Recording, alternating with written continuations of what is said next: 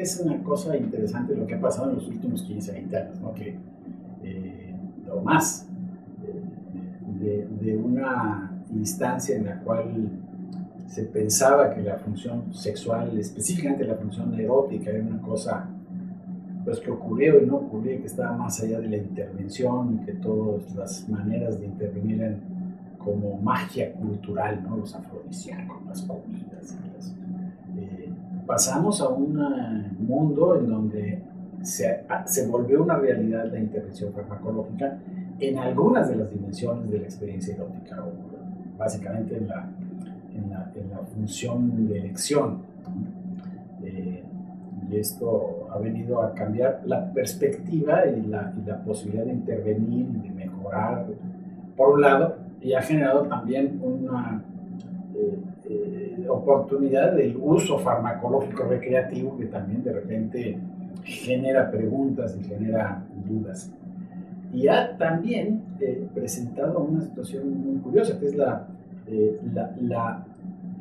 enorme diferencia en el ritmo de desarrollo de las intervenciones farmacológicas en los hombres comparado con las mujeres. Entonces ahí hay cosas interesantes. El gran avance farmacológico fue el encontrar el efecto de la inhibición enzimática en los procesos de vasodilatación. Eso fue lo que cambió el rumbo de las cosas.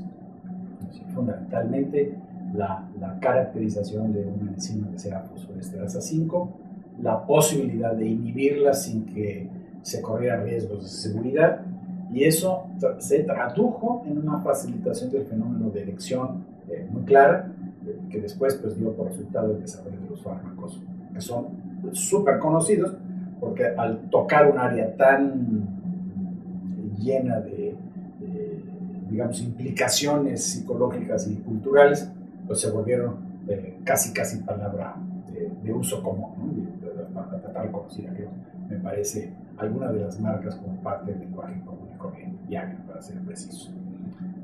La gran pregunta es, bueno, ¿qué ha pasado con las mujeres? ¿Por qué no tenemos alternativas con las mujeres? Y ahí sí se pone ya muy interesante desde el lado de la comprensión. Por un lado, la presencia de las enzimas en las mujeres, ahí está documentada. El resultado de la inhibición enzimática de la fosforesterasa 5 en mujeres también produce una modificación en las respuestas genitales, digamos, en la dirección del incremento de la respuesta genital femenina, pero existe una dificultad en la demostración del efecto farmacológico. Ahí ha habido, francamente, varios intentos con resultados similares, en el sentido de que cuando se inhibe la fosforesterasa 5 en mujeres con alguno de los varios fármacos que producen esa inhibición, sildenafil, tadalafil, vardenafil, y otros más que están en producción y en el camino de aparecer, hay una modificación fisiológica, hay un incremento en la excitabilidad que, bueno, inicialmente animó a decir, bueno, ya tenemos una cosa que ayuda a la excitabilidad en las mujeres, concretamente aumenta el flujo sanguíneo genital, hay también un efecto en la facilidad con la cual ocurre la lubricación vaginal y algunas de las mediciones, sobre todo el impacto en el flujo. Sin embargo, hay una desconexión o una no clara impacto en la experiencia subjetiva de las mujeres. Por ahí empieza el problema. Aunque cuando se hacen condiciones de laboratorio, varios estudios reportan que efectivamente también mejoran la sensación subjetiva, ahí la respuesta no es tan consistente, lo cual nos lleva a una primera reflexión interesante. La conexión entre el saberse excitado, en el caso de los hombres, con la pista, digamos, de la erección, y la conexión entre saberse excitada con la pista de la respuesta genital no es equivalente entre los dos sexos. Las mujeres con frecuencia están con respuesta genital y no se reconocen excitadas, cosa que a los hombres difícilmente les pasa. La erección les indica, oye, si no te has dado cuenta, estás excitado, ¿no? hay una correlación ahí. Pero luego hay otra cosa que es, yo diría, muy interesante. El resultado de varios ensayos clínicos, es decir, ya no estamos en condiciones de laboratorio de estar observando las respuestas fisiológicas, sino que se va uno a un ámbito casi de la vida común y corriente, y digo casi porque no es lo mismo estar en un estudio formal, protocolo con controles, pero de todas maneras en donde las mediciones se hacen con lo que sucede en casa. Entonces se seleccionan mujeres que tienen problemas para excitarse y se les dan estos fármacos. Se ha probado con sildenafil, se ha probado con algunos otros fármacos que tienen efecto de vasodilatación genital, y el efecto que se observa está presente. Las mujeres se sienten mejor con el fármaco, pero de manera muy interesante se sienten y casi igual de mejor con el placebo. Es decir, hay una mejoría que evidentemente no es farmacológica, porque no estamos usando un activo farmacológico, sino una pastilla que tiene forma y tamaño igual al medicamento activo. Y en varios estudios el resultado fue que las mujeres mejoraban con los dos tratamientos, lo cual, pues, para el desarrollo farmacológico hace las cosas extremadamente difíciles. Ese es ahora, lo que resulta muy interesante es, ¿pero por qué sucede esto? Y entonces hay una serie de hipótesis interesantes en lo que se refiere a la vivencia o a las condicionantes de la experiencia femenina. Y ahí señalan los intentos de explicar qué es lo que está sucediendo, que la misma intervención de poner el cuidado necesario, ¿no?, que representa, por ejemplo, en un estudio formal, en un protocolo clínico, probablemente tiene un efecto terapéutico en sí. Y entonces, digamos, el problema metodológico de diferenciar el efecto farmacológico del efecto de la intervención no farmacológica, que es el poner la atención, el dar un tratamiento, el estar atendiendo, digamos, a la vivencia femenina. Y parecería ser que eso es una explicación importante. El resultado neto es que los desarrollos de los inhibidores de fosfoesterasa 5 que se estaban intentando aplicar para la mujer se detuvieron, y simplemente, mientras no se resuelve este problema metodológico, no parece que avanzaremos ahí. Pero no son los únicos. Ha habido otros dos desarrollos, uno con testosterona, y de hecho es en una de las formas de aplicación de testosterona en dosis para mujeres, es decir, dosis bastante menores a las que se utilizan en la reposición hormonal masculina. Y estas dosis o estas presentaciones, una en base a parches y otra en base a gel, han estado siendo investigadas. Y ahí la cosa se pone muy compleja. Probablemente, o no probablemente, con certidumbre, si la mujer tiene deficiencia de testosterona, hay un impacto en el deseo y en la satisfacción sexual. Entonces, hubo un desarrollo importante con bastantes pacientes, y ahí lo que resulta interesante fue la reacción de las autoridades regulatorias. Eso es lo que habría que mencionar.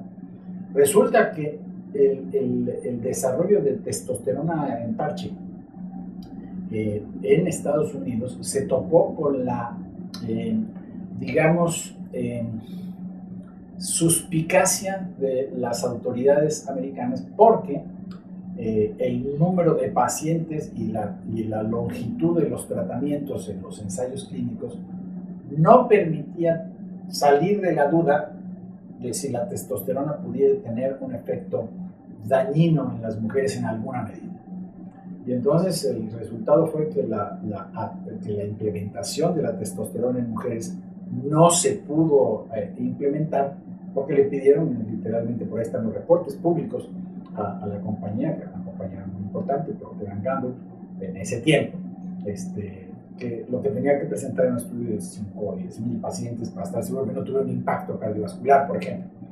En un momento, hace 15 años, que se pensaba que la testosterona empeoraba o incrementaba el riesgo de enfermedad cardiovascular. Eso es interesante. Ahora sabemos que no es así, hay evidencia de que la testosterona de hecho se asocia la baja de testosterona en hombres a un incremento en el riesgo de enfermedad cardiovascular. Pero en aquel tiempo, hace 10 años, que fue más o menos esta historia de la testosterona en mujeres, esto no estaba tan claro y eso fue motivo suficiente de que simplemente no se caminara ahí. El último ejemplo es también interesante, es un estudio, eso fue un desarrollo de una compañía alemana con un fármaco de acción central que se llama flibanserina.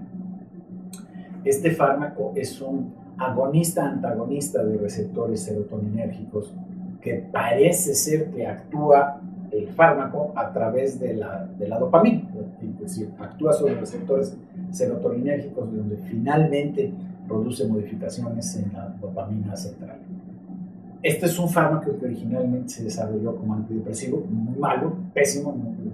Los ensayos clínicos iniciales resultaron fracasos, pero había, como esas cosas que se observan en medicina con frecuencia, por ahí aparecieron los reportes de que las mujeres participantes reportaban mejoras de su deseo sexual. Entonces hubo un desarrollo bastante grande con 3 grandes ensayos clínicos que se presentaron. Esto fue ya más recientemente, hace cosa de 3 años. Y aquí hubo 2 problemas.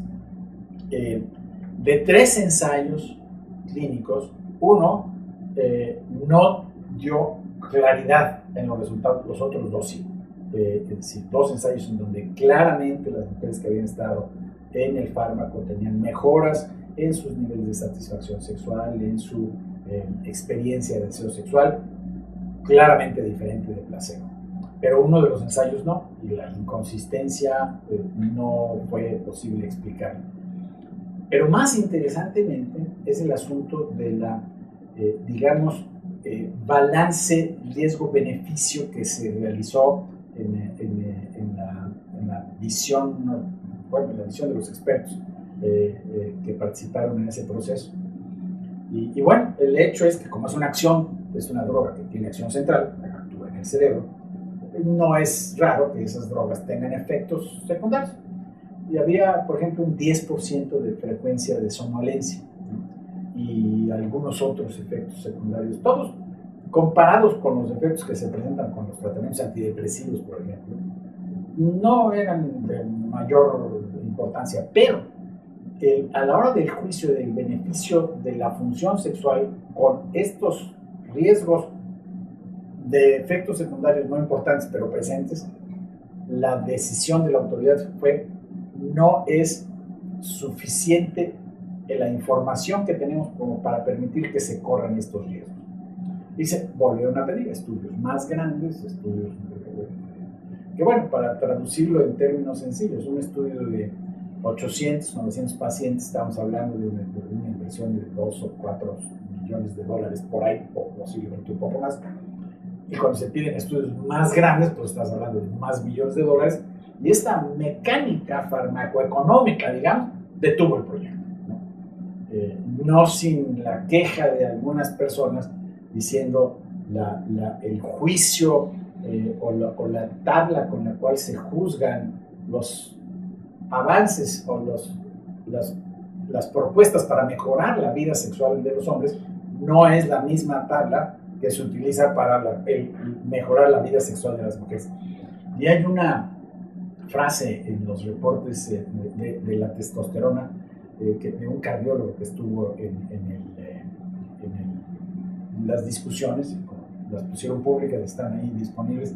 Dice: yo no me siento seguro de aprobar este agente testosterona, una hormona que por cierto es natural y tenemos hombres y mujeres, y hacerle correr riesgo a la población cuando el único beneficio es una relación sexual más al mes. Entonces eso es muy interesante. Me parece que revela cómo el juicio de bienestar, cuando estamos hablando de vida sexual, no está en la misma medida de, por ejemplo, mejorar la función urinaria y hacer que la próstata esté un poco menos crecida, con intervenciones muy agresivas que tenemos aprobadas. Por ejemplo, para la próstata crecida tenemos aprobados medicamentos que lo que hacen es inhibir la conversión de testosterona a dihidrotestosterona, una cosa que se llama la inhibición de la 5-alfa reductasa, y los fármacos están ahí. Para que crezca el pelo, tenemos aprobaciones de la misma cosa, y ahora yo no estoy seguro si los fármacos estos que ahora están disponibles para el público, me parece que sí, hacen lo mismo. Y tenemos evidencia, bueno, tenemos reportes, mejor dicho, de que la inhibición de la 5-alfa reductasa tiene la posibilidad de generar efectos secundarios a largo plazo. Y a mí y a muchos nos llama mucho la atención cómo en el caso de la satisfacción urinaria masculina o de la calvicie, que también es de los hombres, pasan los riesgos, y estos otros ejemplos que estoy dando se pidieron niveles de inversión que simplemente detuvieron el desarrollo farmacológico, y eso es un poco el estado de cosas actual. Y bueno, yo creo que son explicaciones bastante consistentes de por qué no tenemos intervenciones farmacológicas igual para los hombres y las mujeres.